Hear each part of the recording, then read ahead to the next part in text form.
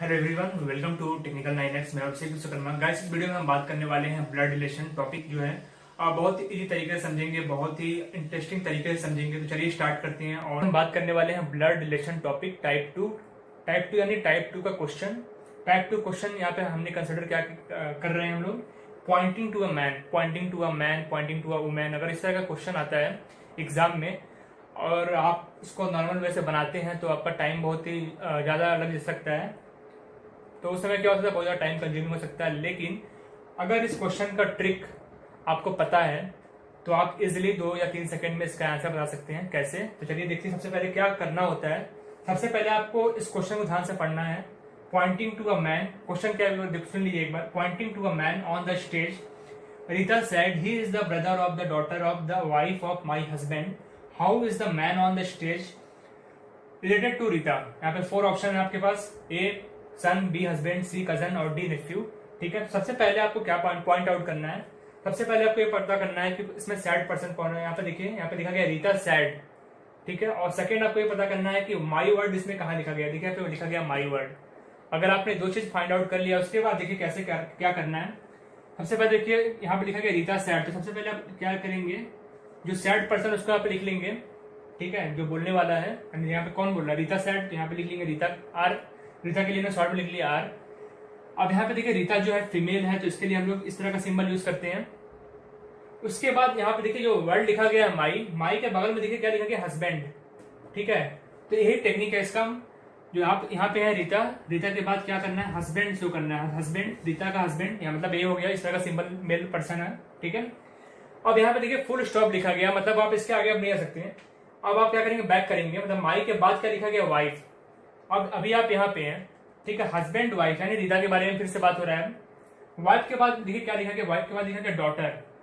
Daughter किसकी? आप अभी आप कहाँ पे, अभी आप रीता के पास हैं। ठीक है, तो रीता की डॉटर, यानी आपको इस तरह का सिंबल यहाँ पे बनाना पड़ेगा। ठीक है, रीता की डॉटर हो गई, मतलब इस साइड। ठीक है, अब क्या करना है आपको, अब देखिए यहाँ पे लिखा गया डॉटर के बाद लिखा गया ब्रदर। अभी आप यहाँ पे हैं, ठीक है, तो यहाँ पे बनाएंगे ब्रदर, ये हो गया ब्रदर। अभी आप यहाँ पे आ गए। अब ये क्वेश्चन क्या पूछा जा रहा है आपसे, अब आपसे क्वेश्चन पूछा जा रहा है कि how is the man on the stage related to Rita. इस मैन के बारे में बात हो रहा है। ठीक है, क्योंकि अभी आप यहाँ पे हैं, तो बताइए इन दोनों का क्या रिलेशन होगा, रीता और इस मैन का। एक क्या हो गया, रीता का क्या हो गया, सन हो जाएगा। ठीक है, आप देखिए, क्योंकि ये क्या है, रीता की डॉटर है और डॉटर का क्या ब्रदर है। ठीक है, यानी दोनों क्या है, ब्रदर एंड सिस्टर है। तो आप बता सकते हैं कि जो इसका आंसर जो होगा इस क्वेश्चन का क्या होगा, रीता का क्या हो गया है, ये जो क्या हो गया, मैन क्या हो गया, सन हो जाएगा।